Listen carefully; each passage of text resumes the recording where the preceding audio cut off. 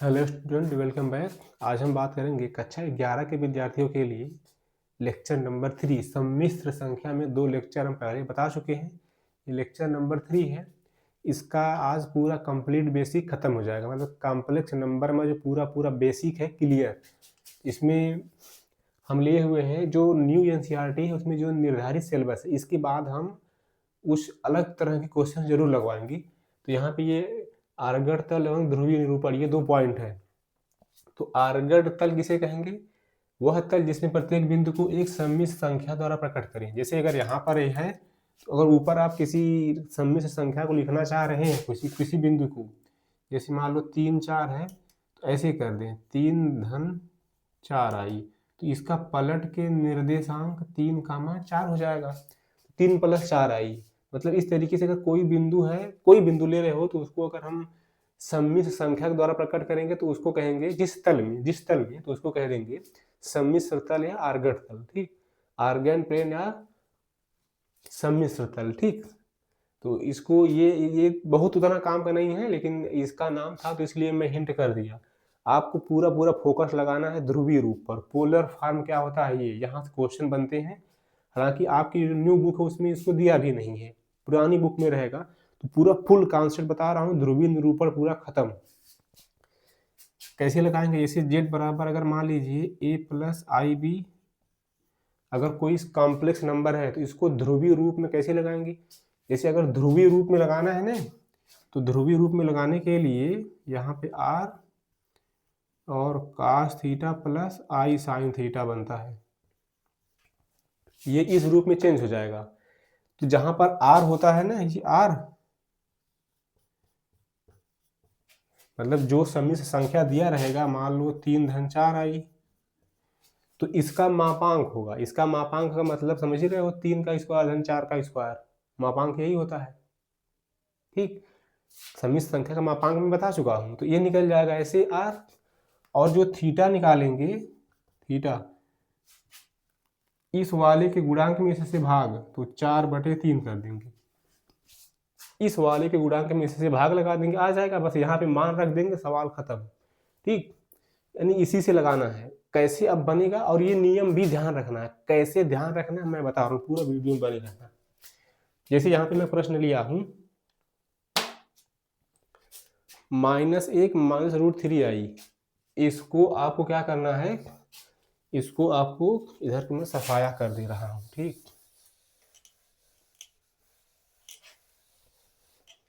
ये कह रहा है कि इसको आपको बताना है सम्मिश्र संख्या के रूप में प्रकट करना है इसको। तो सबसे पहले देखो z बराबर कितना दिया है, -1 -√3 आई। ठीक, अब आपको r निकालना है। देखो ये इसी रूप में रखना है, r और ये cos थीटा प्लस आई साइन थीटा। r का मान थीटा का मान इसमें रख दिए, सवाल खत्म। तो अब देखो r का मान कैसे निकालेंगे। r का मान निकालने के लिए ना हाई गुणांक का स्क्वायर, तो -1 का स्क्वायर 1, करीम 3 का 3, तो कितना हो गया, 2 हो गया। r का मतलब 2 हो गया। थीटा कैसे निकालेंगे, तो यहां से देख लो थीटा,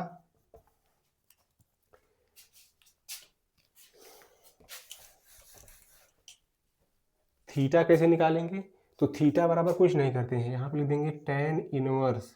ठीक,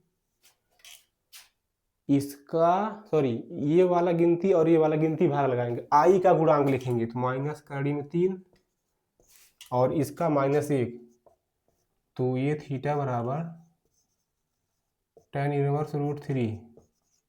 थोड़ा सा आप इस इनवर्स से मत घबराना, इनवर्स को गायब करो। बताओ करीब 3 tan में किसका मान होता है, करीब 3 tan में किसका मान, तब तुम कहोगे tan में 60 अंश। 60 अंश है ना, 60 अंश का मतलब π/3, लगा दिए π/3। अब सुनो, अब आप ये मत कहना कि बस डायरेक्ट π/3 लगा दें, नहीं लगाना है। एक नियम और ध्यान रखना है, अगर इसको नहीं जाने तो एकदम गड़बड़ हो जाएगा। ठीक, जैसे ना यहाँ पर मैं इसको लिख रहा हूँ z बराबर r का मतलब मैं 2 लिख दूँ, और cos थीटा और प्लस आई साइन, अभी मैं इसको नहीं लिख रहा हूँ। ठीक, अब आपको ये बताना है, थोड़ा ध्यान रखना, ये किस चतुर्थांश में है, इसको अगर मैं इसका अगर मैं चिन्ह देखूं, तुम कहोगे माइनस माइनस, देखो माइनस माइनस है कि नहीं, तो माइनस माइनस किस चतुर्थांश में होता है, तीसरे चतुर्थांश में। मेरे सांग जानते बड़े होंगे, तीसरे चतुर्थांश में। तो तीसरे चतुर्थांश में जो थीटा होता है वो इस तरीके से चलता है, ये नियम ध्यान रखना है।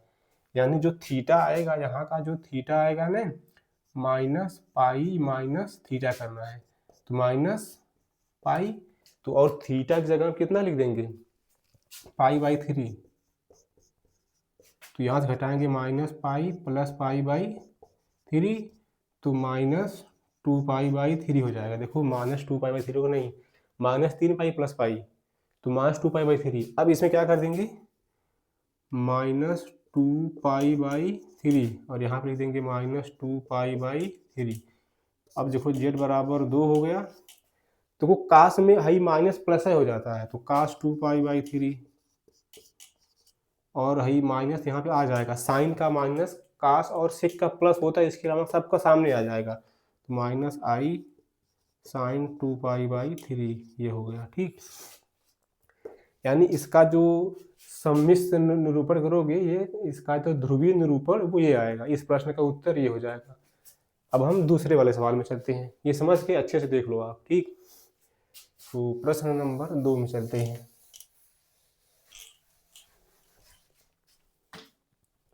ये दिया कि z बराबर 1 माइनस 1/i।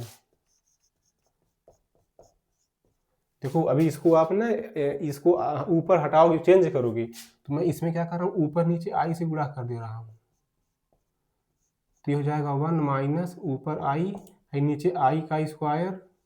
मैं बता चुका हूँ i का स्क्वायर मतलब -1 पहले वाले लेक्चर में, तो इसको मिटा करके मैं -1 लिख दे रहा हूँ। तो इस हिसाब से ये 1 माइनस माइनस प्लस i हो गया, z बराबर 1 प्लस i हो गया। अब बताओ, अब यहाँ से अगर मैं r बराबर निकालूं, तब तुम कहोगे भाई 1 धन 1 2 कर्णिम 2 हो जाएगा, मापांक किसका 2 हो गया, कर्णिम 2। अच्छा, थीटा बराबर क्या करोगे, tan इनवर्स, इसका गुणांक 1 है, इसका गुणांक 1 है, तो tan इनवर्स 1 है।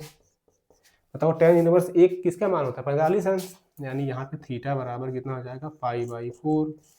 अब इसमें रख दो, जो z बराबर होता है r, तो r हो गया, फिर cos pi by 4 plus pi sine pi by 4। देखो इसमें मैं कुछ नहीं किया, क्योंकि देखो ये दोनों प्लस प्लस है, पहले चतुर्थांश में है, पहले चतुर्थांश में जो थीटा आया डायरेक्ट इसमें रख देते हैं, डायरेक्ट। ठीक, इसलिए ये हो गया, तो इसका ये हो गया। एक बात और सुन लो, जैसे अगर आप ये सोच रहे हो यह उत्तर सही की गलत, तो इसका मान और इसका मान रख दो, इसको अंदर गुणा करोगे ना, यही आ जाएगा, ये तुम्हारा है, ये आ जाएगा, तुरंत यही आ जाएगा। ठीक, अब हम प्रश्न नंबर इसमें चलते हैं, z बराबर 0 धन 2i।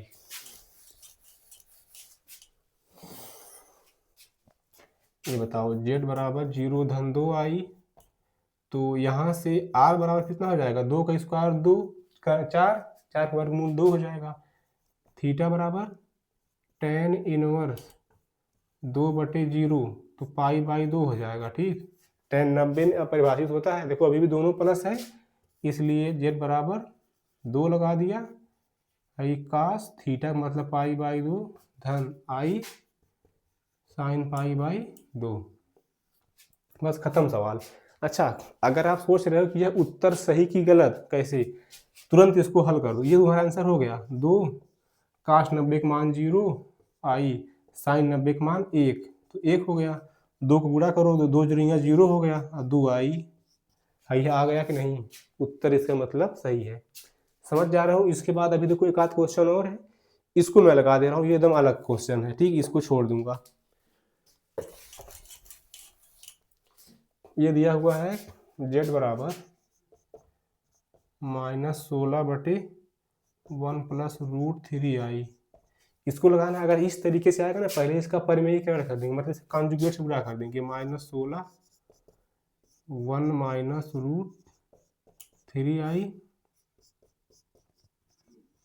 1 plus √3i 1 minus √3i, ऐसे कर देंगे। ठीक, ऐसे अगर कर देंगे तो यहाँ पे कुछ मिलेगा,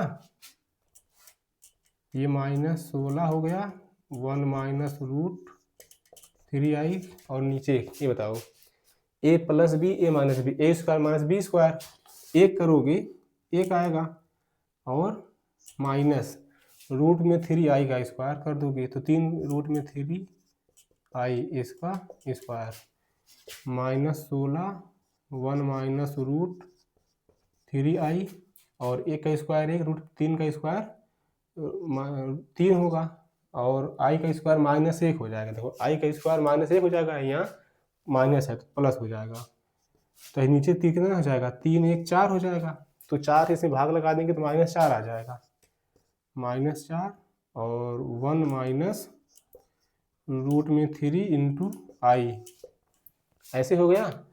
अब इसको हमको बताना है क्या, इसको बताना है कि इसका पोलर फॉर्म क्या होगा। तो अब बताओ यहाँ से ये सम्मिश्र संख्या z बराबर -4 रूट 3i हो गया, ठीक यही ना, बल्कि देखो -4 है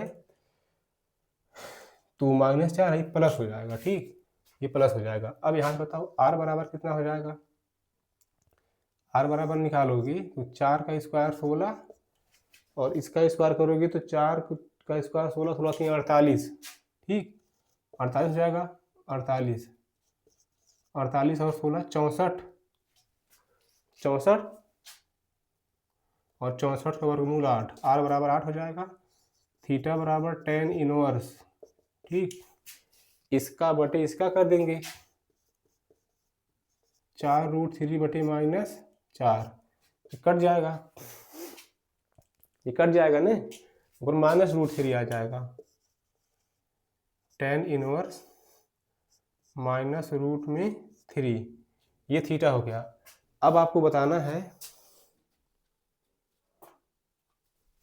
इसको हटा दें, इसको हटा देते हैं, ठीक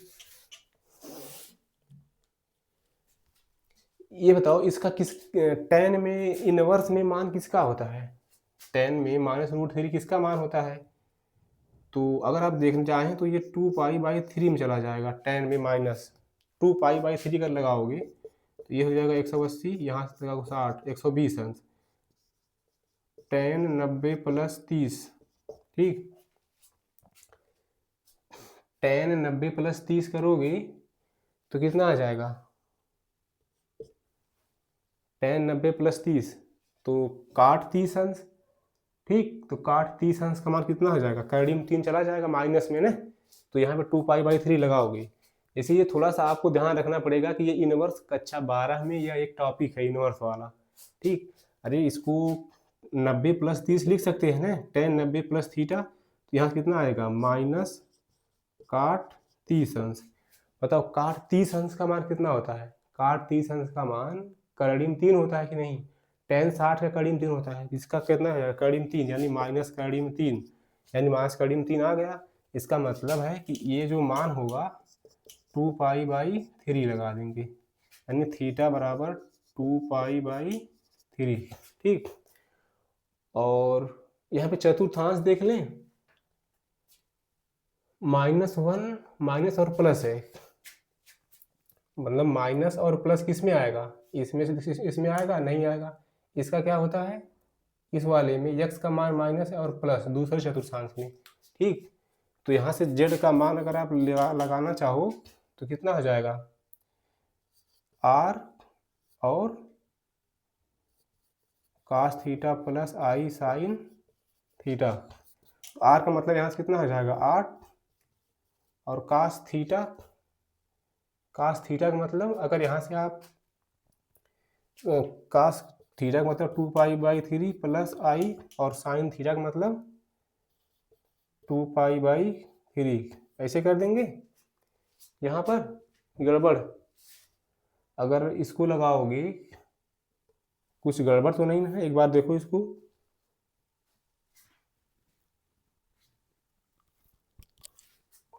अगर ये उत्तर सही है इसको मैं चेक कर रहा हूँ, ठीक इसको हल करूँ तो cos 2π/3 का मान कितना हो जाएगा, यानी cos 120 अंश, ये 8 है ना, 8 है कि 4 8 है, तो cos 2π/3 तो 2 पाई का मतलब 180/3, 3 छक 18, 60 दूना 120, काश 120 अंश का मान, काश 90 + 30 और प्लस आई साइन 2π/3, ठीक, साइन 2π/3, ये भी 120 हो जाएगा।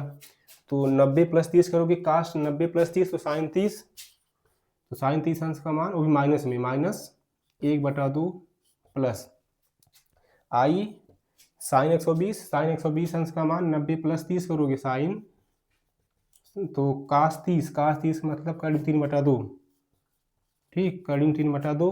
तो अब इसका आप इसमें गुणा करा दोगे तो ये हो जाएगा -4 प्लस 2 चौके 8, 4 करीब में 3 आई, आया, देखो -4 और +4 करीब में 3 आई, इसका मतलब ना कि ये सही बन जाएगा, फिर ये सही बन जाएगा, 8 cos 2π/3 प्लस आई साइन 2π/3, ठीक।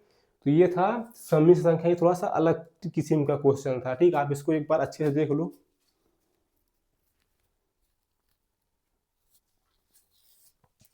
ये प्रश्न 8 cos 2π/3, ये इसको रिवर्स लगाओगे तो यही आना चाहिए, ठीक।